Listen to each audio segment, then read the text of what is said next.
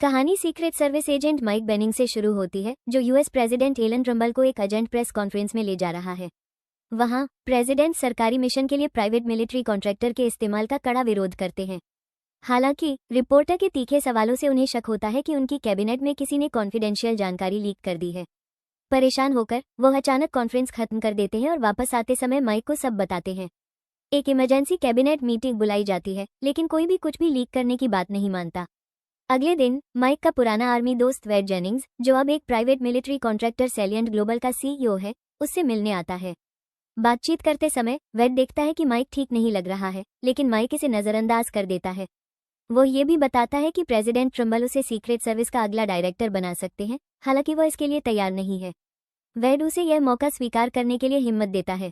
अगली सुबह माइक और उसकी टीम प्रेसिडेंट ट्रम्बल को मछली पकड़ने के लिए एक प्राइवेट झील पर ले जाती है।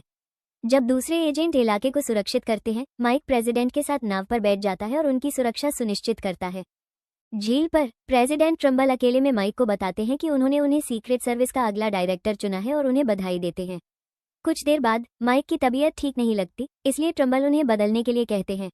माइक एजेंट मफी को रेडियो पर अपनी जगह लेने के लिए कहते हैं और किनारे की ओर वापस चले जाते हैं।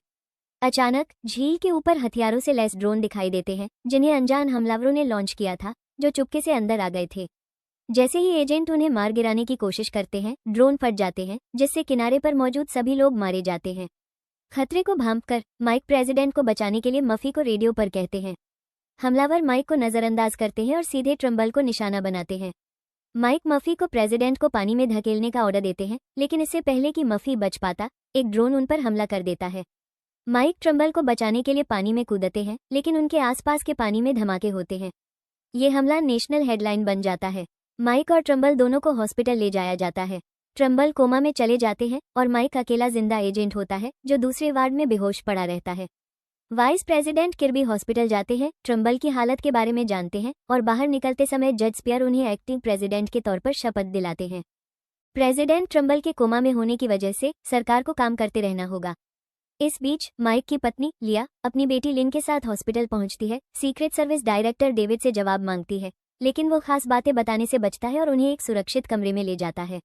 माइक को जल्द ही होश आ जाता है, लेकिन वो खुद को बिस्तर से हथकड़ी से बंधा हुआ पाता है।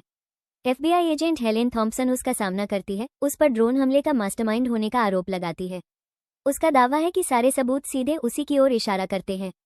हैरान माइक जोर देकर कहता है कि उसे फंसाया जा रहा है, लेकिन थॉम्पसन उस पर प्रेसिडेंट की हत्या की कोशिश करने और अपनी ही टीम को मारने का आरोप लगाती है। उस रात एफबीआई एजेंट माइक को पेशी के लिए ले जाते हैं। रास्ते में अनजान बंदूकधारी काफिले पर हमला करते हैं, एजेंट को मार देते हैं और माइक को किडनैप कर लेते हैं। भागने के दौरान माइक वापस लड़ता है, गाड़ी को जंगल में क्रैश कर देता है और आजाद हो जाता है। जब वो मरे हुए हमलावरों में से एक को देखता है, तो वो ये जानकर हैरान रह जाता है कि वो आदमी वेड जेनिंग्स के लिए काम करता है। एफबीआई को जल्दी पता चलता है कि माइक भाग गया है। एजेंट थॉम्पसन पूरे देश में चुपके से तलाशी का ऑर्डर देती है, अपनी टीम को चेतावनी देती है कि माइक को सीक्रेट सर्विस के हर प्रोटोकॉल का पता है और उसे ट्रैक करना आसान नहीं होगा। इस बीच वेड को अपने सुपीरियर का गुस्से वाला कॉल आता है। असली प्लान माइक को हमले के लिए फंसाना और एक नकली रेस्क्यू करना था, लेकिन उसके भागने ने सब कुछ मुश्किल कर दिया है। वेड जोर देता है कि प्लांटेड सबूत एफबीआई का ध्यान माइक पर बनाए रखेंगे, फिर भी उसका बॉस उसे माइक को खत्म करने का ऑर्डर देता है और उम्मीद करता है कि प्रेसिडेंट ट्रम्बल कभी न जागे, क्योंकि असली मकसद उसे मारना था। भागते समय माइक एक गैस स्टेशन पर रुकता है और लिया को कॉल करता है। ये जानते हुए कि एफबीआई कॉल पर नजर रख रही है, वो माफी मांगता है और कहता है कि वो तब तक नहीं रुकेगा जब तक वो असली गुनहगारों का पर्दाफाश नहीं कर देता। हथियारबंद मिलिशिया के लोग अचानक उसे घेर लेते हैं, लेकिन माइक उन पर हावी हो जाता है, उनका ट्रक चुरा लेता है और भाग जाता है। एफबीआई उसे घेर लेती है, जिससे जंगल में लापरवाही से पीछा करना पड़ता है। वो ट्रक क्रैश कर देता है, लेकिन सुबह तक वो गायब हो जाता है। माइक अपने अलग रह रहे पिता क्ले के पास पनाह लेता है, जो जंगल में ऑफ ग्रिड रहते हैं। उनके रिश्ते में तनाव है। क्ले वियतनाम में लड़ने के लिए परिवार को छोड़ गया, लेकिन माइक के पास कोई और रास्ता नहीं है। वो अपने पिता से कहता है कि उसे फंसाया जा रहा है, शायद वेड। उसी समय एक्टिंग प्रेसिडेंट किर्बी देश को संबोधित करते हैं, यह ऐलान करते हुए कि प्रेसिडेंट ट्रम्बल अभी भी कोमा में है और माइक पर रूसी सरकार के साथ काम करने का आरोप लगाते हैं। वो एक एग्जीक्यूटिव ऑर्डर पर साइन करते हैं, जिसमें प्राइवेट मिलिट्री कॉन्ट्रैक्टर को माइक को ढूंढने का अधिकार दिया जाता है, ठीक उसी का जिसका ट्रम्बल ने विरोध किया था। भाषण देखकर वेड खुश होता है, उसकी कंपनी फिर से काम पर लग जाती है। माइक की लोकेशन ट्रैक करने के बाद वो क्ले के ठिकाने पर आदमी भेजता है। क्ले खतरे का पता लगा लेता है और वेड की टीम को खत्म करने वाले एक्सप्लोसिव ट्रैप को ट्रिगर करने से ठीक पहले माइक को निकाल लेता है। अगली सुबह माइक को मरे हुए हमलावरों में से एक का फोन मिलता है और वो वेड को फोन करता है। वेड मानता है कि उसने प्राइवेट मिलिट्री फोर्स की मांग को फिर से जगाने के लिए सब कुछ किया था और माइक को बलि का बकरा बनाया था। गुस्से में माइक उसे एक्सपोज करने की कसम खाता है और फोन काट देता है।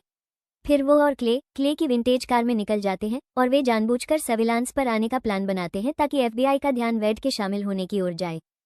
एफबीआई एजेंट थॉम्पसन और रामिरेज क्ले के ठिकाने पर पहुंचते हैं और वेड के मरे हुए आदमियों को ढूंढते हैं, साथ ही उन्हें उसकी कंपनी से जुड़े सबूत भी मिलते हैं। रामिरेज को शक होता है कि माइक उन्हें गुमराह कर रहा है, लेकिन थॉम्पसन को लगने लगता है कि वेड, एक प्राइवेट मिलिट्री फर्म का हेड, ही असल में फायदा उठा रहा है। वो उसकी कंपनी की पूरी जांच का ऑर्डर देती है। इस बीच डॉक्टर बताते हैं कि प्रेसिडेंट ट्रम्बल स्टिमुलाई पर रिस्पॉन्ड कर रहे हैं। माइक क्ले के साथ यह खबर देखता है और उसे एहसास होता है कि वेड तब तक नहीं रुकेगा जब तक प्रेसिडेंट मर नहीं जाते। उसे बचाने का पक्का इरादा करके और अपनी पत्नी लिया और बेटी लिन के बारे में सोचते हुए माइक अकेले निकल जाता है। अपने ठिकाने पर वेड को ट्रम्बल के ठीक होने के बारे में पता चलता है और उसे अपने सुपीरियर वाइस प्रेसिडेंट किर्बी का फोन आता है। पता चलता है कि उन्होंने बड़े प्राइवेट मिलिट्री कॉन्ट्रैक्ट पाने के लिए सब कुछ प्लान किया था। वेड काम पूरा करने का वादा करता है और लिया और लिन को टारगेट करते हुए एक इंश्योरेंस पॉलिसी एक्टिवेट करता है। दो आदमी उन्हें किडनैप करने के लिए उनके घर में घुसते हैं, लेकिन क्ले ठीक समय पर पहुंच जाता है और उन्हें बाहर निकाल लेता है। वो खुद को माइक का पिता बताता है, हालांकि लिया को शक रहता है। जब वो सबूत मांगती है तो क्ले माइक के जन्म के बारे में सिर्फ बेसिक बातें ही याद रख पाता है, जिससे पता चलता है कि वो कितना दूर रहा है। लिया आखिरकार क्ले की बात मान लेती है और उसके घाव का इलाज करती है। हॉस्पिटल में प्रेसिडेंट ट्रम्बल को होश आता है और डायरेक्टर डेविड और एजेंट सैम उन्हें ब्रीफ करते हैं। उन्हें पता चलता है कि वाइस प्रेसिडेंट किर्बी ने रूस पर इल्जाम लगाते हुए और युद्ध की ओर धकेलते हुए एक एग्जीक्यूटिव ऑर्डर पर साइन किया है, साथ ही माइक पर विश्वासघात का आरोप भी लगाया है। हैरान होकर ट्रम्बल तुरंत किर्बी से बात करने की मांग करता है। दूसरी तरफ वेड दो फेडरल इन्वेस्टिगेटर को मार देता है जो उससे पूछताछ करते हैं, फिर अपनी कंपनी बंद करने और ऑपरेशन को ऑफशोर ले जाने का फैसला करता है, लेकिन ट्रम्बल को खत्म करने के बाद ही वो अपने आदमियों को हॉस्पिटल भेजता है। उसी समय माइक भी वहां जाता है। वो एक पेट्रोल ऑफिसर को काबू में करता है, उसकी यूनिफॉर्म लेता है और चुपके से अंदर घुस जाता है। एक गनमैन के बारे में झूठा रेडियो अलर्ट बनाकर वो सिक्योरिटी को प्रेसिडेंट के फ्लो से दूर कर देता है। ध्यान भटकाने वाली चीज का इस्तेमाल करके वो ट्रम्बल के वार्ड में पहुंचता है और डायरेक्टर डेविड से मिलने की मांग करता है। हालांकि उसे जल्दी से घेर लिया जाता है, उसकी संख्या कम होती है और उसे सरेंडर करने के लिए मजबूर किया जाता है। डेविड माइक की स्टेबिलिटी पर सवाल उठाता है, लेकिन माइक जोर देता है कि हॉस्पिटल सेफ नहीं है और वेड कुछ बड़ा प्लान कर रहा है। प्रेसिडेंट ट्रम्बल माइक को बुलाने का ऑर्डर देते हैं और डेविड के शक के बावजूद उस पर भरोसा करते हैं। माइक को कुछ समय के लिए इंचार्ज बनाया जाता है और वो टीम को चेतावनी देता है कि वेड के आदमी हॉस्पिटल सिस्टम में घुस गए हैं, वे ऑक्सीजन लाइनों में धमाका करने वाले हैं। जैसे ही हॉस्पिटल खाली कराया जाता है, अफरा तफरी मच जाती है। ट्रम्बल को व्हीलचेयर पर बाहर ले जाया जाता है और यह बढ़ता हुआ संकट नेशनल न्यूज में आ जाता है, जिससे वेड को पता चलता है कि उसका प्लान सामने आ रहा है। इस बीच वाइस प्रेसिडेंट किर्बी कैबिनेट पर रूस के खिलाफ मिलिट्री एक्शन को मंजूरी देने के लिए दबाव डालते हैं, लेकिन वे हिचकिचाते हैं, ये सोचकर कि प्रेसिडेंट जाग रहे हैं। गुस्से में किर्बी जोर देता है कि अभी भी उसके पास कमांड है, फिर भी उसे मंजूरी नहीं मिलती। जैसे ही ट्रम्बल को एक गाड़ी में बिठाया जाता है, वेड और उसके आदमी हॉस्पिटल पहुंचते हैं और पूरी तरह से हमला करते हुए गोलियां चला देते हैं। भारी गोलीबारी के बीच टीम प्लान बदलती है और प्रेसिडेंट ट्रम्बल को हॉस्पिटल के एक सुरक्षित हिस्से में ले जाती है। रास्ते में कई एजेंट मारे जाते हैं क्योंकि धमाका बिल्डिंग में फैल जाता है। वेड और उसके आदमी सेफ जोन में घुस जाते हैं, जिससे दोनों तरफ से लंबी गोलीबारी होती है और लोग मारे जाते हैं। आखिर में माइक वेड को छत तक ट्रैक करता है। एक जबरदस्त लड़ाई के बाद माइक उसे हरा देता है। बुरी तरह घायल होकर वेड हार मान लेता है और मर जाता है। कुछ दिनों बाद ट्रम्बल वाइस प्रेसिडेंट किर्बी से मिलता है और बताता है कि वेड ने उनके सीक्रेट डीलिंग्स की डिटेल वाले डॉक्यूमेंट्स रखे थे, जिसका सबूत एफबीआई ने खोज निकाला था। किर्बी को इस्तीफा देने के लिए मजबूर किया जाता है और उसे कस्टडी में ले लिया जाता है। माइक को सभी चार्ज से बरी कर दिया जाता है और वो क्ले, लिया और लिन से फिर से मिल जाता है। फिर भी उलझन में वो बाद में ट्रम्बल को अपना इस्तीफा सौंप देता है। प्रेसिडेंट उसे कुछ देर देखते हैं, फिर माइक से कहते हैं कि वो अब भी उसे सीक्रेट सर्विस का डायरेक्टर बनाना चाहते हैं। माइक मुस्कुराता है और मान लेता है। अगर आपको ये कहानी पसंद आई तो लाइक, शेयर और सब्सक्राइब करें और